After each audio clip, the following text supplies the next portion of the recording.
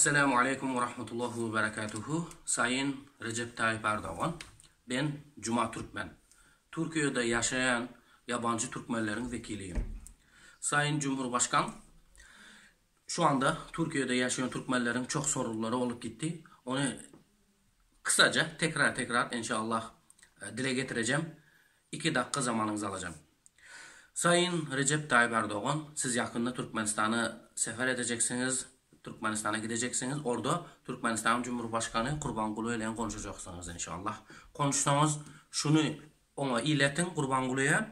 Öncelikle Türkiye'de yaşayan Türkmenistan vatandaşlarının pasaportunun zamanını bitti, tarihi bitti. Oturma izinleri yok, vize yok. Problem üstüne problem, yollar kapalı.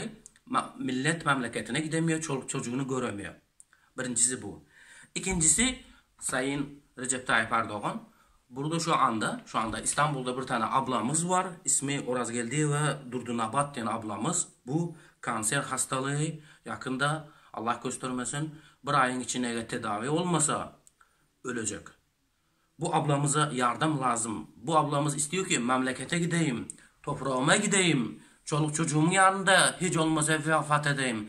En son sözüm la ilahe illallah olsun, son gördük şeyim çoluk çocuğum olsun diyor bu ablamız. Buna yardım lazım. Bunu biz memlekete göndermek istiyoruz.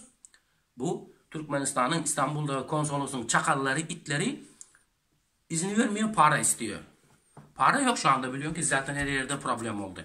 Bu ablamıza yardım lazım. İnşallah siz Türkmenistan'a gitseniz, beraberinizde uçağınızda götürseniz çok iyi olacaktı Sayın Recep Tayyip Erdoğan.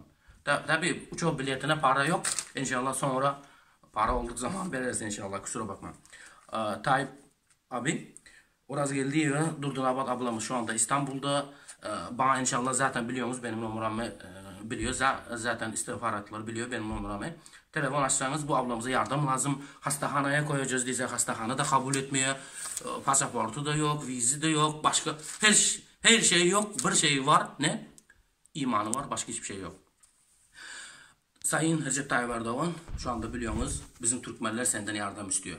Bizim Kurbanqulu'dan yardım yok. Biliyorsun ki Kurbanqulu kendi kendine yardım edemiyor adam. Senden yardım istiyoruz. İnşallah bizim Türkmenlere, Türkmenistan'dan gelen vatandaşlara yardım edin. Zaten başka şu anda senden başka yardımcımız da Allah var. Allah'tan sonra sizden rica ediyoruz. Recep Tayyip Erdoğan hem de bizim memlekete gittik zamanınızda inşallah Kurbanqulu'ya deyin ki Kurbanqulu öncelikle İslam dinine gir. Ondan sonra Turan Birliği'ne, Türk Birliği'ne katıl deyip ona davet edin inşallah. Sayın Recep Erdoğan inşallah bekliyoruz. Türkiye'de yaşayan Türkmenistan'ın vatandaşları çok zor durumda. Yardım lazım. Pasaport bitti, tarihi bitti, oturma izni bitti, para bitti, hayat bitti. İnşallah siz gittiğinizde şu Kurbanqulu Berdi Muhammed falan konuşun. Başka da inşallah söyleyeceğimi çok. Yine bir kere diyorum, ben Cuma Türkmen, Türkmenistan'da yaşayan Türkmenlerin vekili olarak, Türkmen olarak, Türküman olarak, Oğuz olarak sizden rica ediyoruz. Esselamu Aleyküm ve Rahmetullahi ve Berekatuhu. Ağışamız hayır, mehriban ildeşler. Köpçülüğün önüne çıkıp gepleyen lider ya aktivist olsun, ilki bilen siyasi medeni tayidan şunu tayin bulunmalı. Öne çıkan adamın yanlışmağa ya da yanlış hareket etmeye hakkı yoktur. Bu gürrüňi men bir näçe ay mundan öňki videomda aýdyp, liderleriň, aktivistleriň halk üçin edilýän işlerde açyk bolmaklaryny talap edipdim.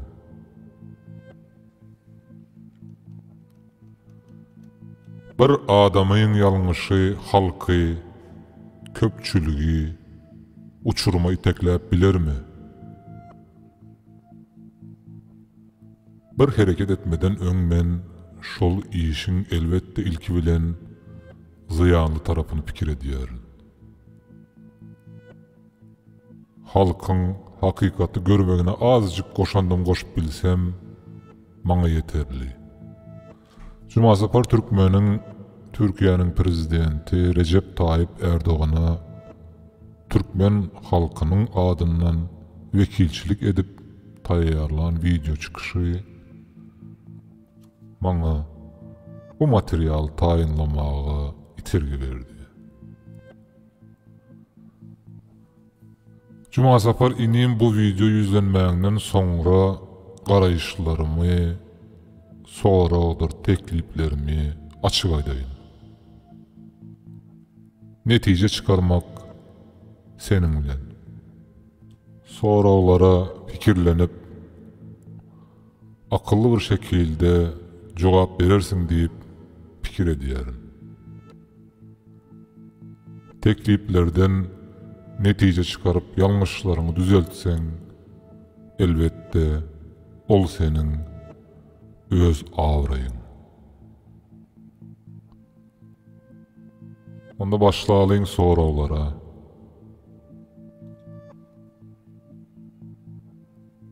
Birinci, Türkmenistanyň raýaty bolmadyk ýerine kim sana halkyň adyndan wekilçilik edip Türkiýanyň prezidentine yüzlenmäge ruhsat berdi? İkinci, İslendik döwletiň baş tutanyna şunuň ýaly yüzlenlermi? Ya sen bir dostuň ya gullukdaşyň bilen gülleşip oturýan ekranda. Üçüncü, ol hassa vatandaşymyzy Türkiýanyň prezidentiniň ýany bilen alyp gitjek ya gitmejegini akylyň ýeten okmy? Oyun edýänmi?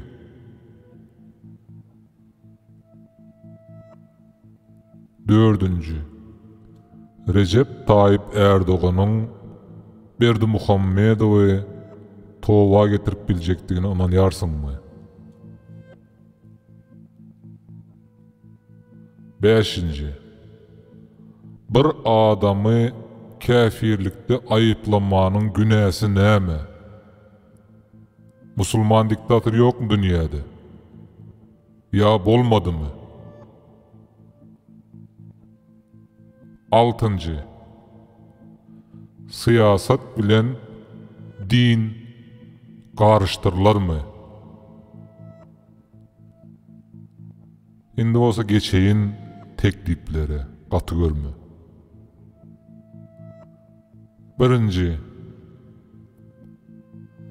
ilki bilen Dostluk Partiýa adly Orta Aziýanyň köp ilaty tarapyndan seredilýän kanalyň tesvirlerini aç.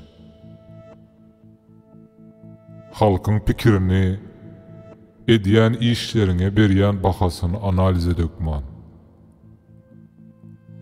Tesvirlerin yapılmagy meniň pikirimçe äskermesçilik, egoizm. İkinci, tarapyňy saýla. Haýsy häkimiýete, haýsy gulluklara garşy hereket edýän? Anyk, maksadyny belli, açyk et.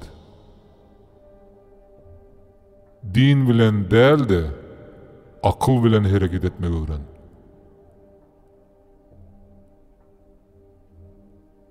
Meniň üçin edýän hereketinden ya dilinden hiç kime ziyan vermedik insan Müslümandır. Soňam unutmaýyn. Allah Taala insanyň dilinde däl, yüreginde bolmaly. Şonda dünýä düzeler belki.